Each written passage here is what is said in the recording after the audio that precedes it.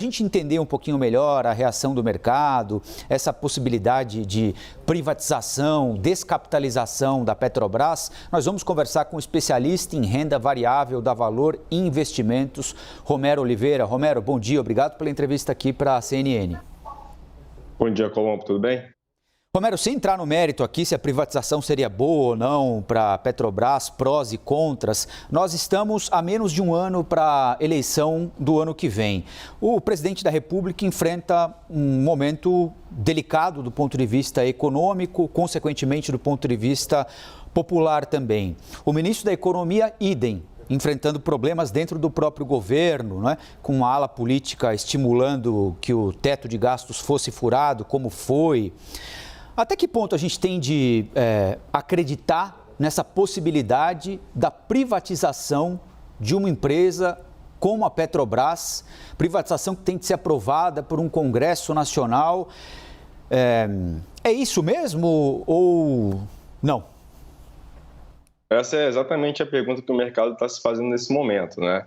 A gente teve, o governo, querendo ou não, teve 3 anos aí para conseguir avançar alguma agenda, alguma pauta nesse sentido. Ontem essa declaração, de alguma forma, animou os investidores, né? Os papéis da Petrobras, que subiam em torno de 2% no meio da tarde, fecharam com alta de mais de 6%, então uma alta muito robusta para um papel como a Petrobras. Mas, de qualquer forma, nessa altura do campeonato, né, a gente está entrando no ano eleitoral, com uma série de fatores aí que dificultam a aprovação de um projeto dessa magnitude. O mercado deve esperar aí medidas mais efetivas no sentido desse movimento. Então, provavelmente a gente deve ter um movimento de cautela ao longo dos próximos dias. A própria Petrobras, como empresa, pediu maiores explicações para o Ministério da Economia sobre esses estudos. Então, depois que o mercado já estava fechado, a Petrobras divulgou um fato relevante, solicitando realmente explicações de quais são esses estudos, como eles estão sendo feitos e quais são as perspectivas. Então, a gente deve ter maiores informações ao longo dos próximos dias. Romero, bom dia. Luciana falando aqui.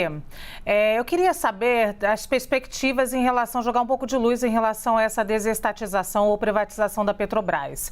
Existem quem vende, o governo, existe quem compra, os acionistas, o mercado está animado, e existem nós, os brasileiros. O que a gente ganha ou perde com isso? A Petrobras é uma empresa muito lucrativa. A gente está enfrentando agora uma alta de preços, que o próprio governo diz que não pode interferir. E se a Petrobras fosse privatizada, como nós estaríamos? Excelente pergunta, Luciana. Bom dia.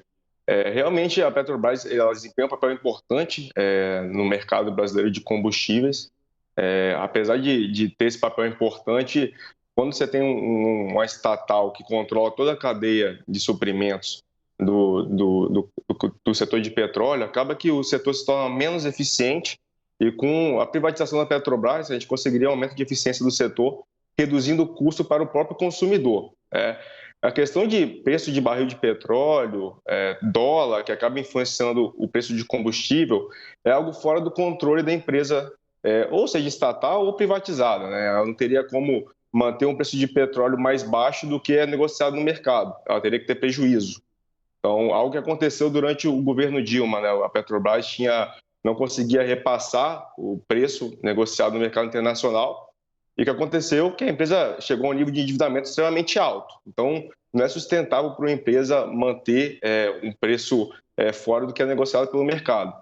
Com a privatização da Petrobras, nós conseguiríamos ter uma dinâmica do setor muito mais saudável, uma redução de custo marginal para o consumidor na ponta final, o que seria benéfico para toda a cadeia produtiva brasileira, no fim das contas. Romero, a Priscila Asbeck, nossa analista de economia, tem uma pergunta para você também. Priscila? Bom dia, Colombo, Lu de novo. Bom dia, Romero. Obrigada pela entrevista. Romero, alguns analistas, inclusive com muita experiência aí no mercado, estão falando que dificilmente essa privatização sairia até 2022. Tem alguns que estão observando que a capitalização da Eletrobras, por exemplo, vai totalizar em um período de cerca de 4 anos. Queria saber se você concorda com essa linha aí de que realmente vai ser difícil. E um outro ponto que eu queria também abordar com você é a questão do IPCA 15, que acabou de sair, veio 1,2% acima da expectativa do mercado, que era de uma desaceleração. Como que isso se junta também com a piora das expectativas diante de crise fiscal? Vamos ter juros muito acima do esperado? Como que fica a economia diante dessas previsões? Bom dia, Priscila, tudo bem? Começando pela Petrobras, o grande ponto que o mercado espera nesse momento é realmente ter uma visibilidade maior em relação ao que tende a acontecer. É muito difícil para a empresa passar por esse momento de privatização num prazo tão curto, num período pré-eleitoral. O mercado já esperava alguma privatização nos últimos anos, né? Correios, Eletrobras, alguma coisa no Banco do Brasil, Petrobras, e nada disso veio. Então, a gente teve muito tempo hábil para fazer um movimento estrutural. Se tratando de Petrobras, é um tópico ainda mais sensível quando se fala em Brasil, né? Então, é muito difícil que o governo consiga, num prazo tão curto, fazer um movimento tão estrutural e tão difícil de ser implementado na prática. Em relação ao IPCA e à inflação, realmente a gente esperava e a gente continua observando, né, perspectivas bem difíceis para a inflação.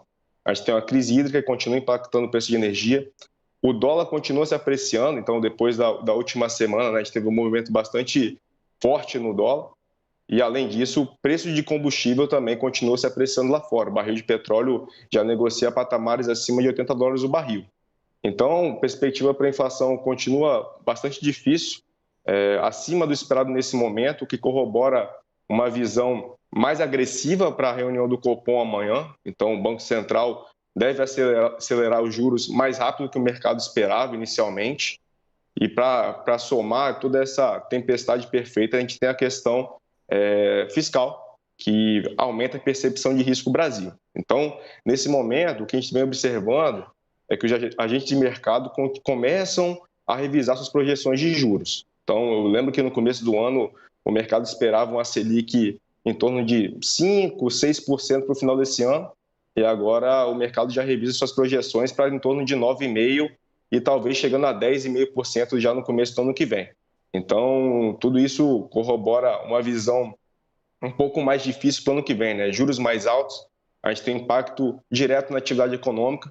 Então, nesse momento, o que a gente observa é juros mais altos, inflação mais alta que o esperado e crescimento menor no ano que vem. Então, todos os aspectos negativos que a gente vem projetando para o ano de 2022.